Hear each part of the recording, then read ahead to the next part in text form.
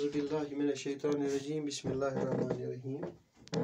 پیارے بچوں، یہ سبق نمبر 5 تہذ اردو کتاب ہند یمیک عنوان ہمسایہ. امیک 3 سوال ونکتن حل کرمت اور سوال نمبر 4 آز. یہ الف کے ہر جملے کا دوسرے حصہ بے میں تلاش کر کے جملے مکمل کیجیے.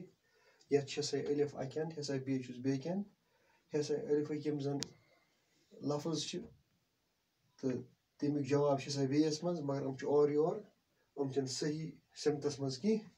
اس کا دم آرام سے سو رہی تھی، اس کی امی ہمسایہ ہوں جرانی، میں بھی تو اکرم کا ضرور کرائیے، ہسپتال آ کے چیک اپ گٹ رہا ہے. یعنی یمن جملن سے رلان کت پہ رلان اور ات جواب نسپان تم جملہ یمو من ثارو جواب نمن یم زن جملہ یم کرو بے مز مکمل.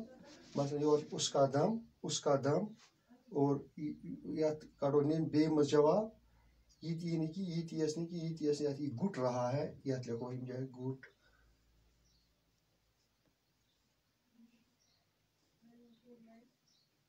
رہا ہے.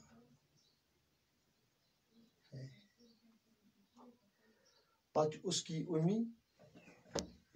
کی امی یت یہ آرام سے سو رہی تھی، یور لکھو نم جائے آرام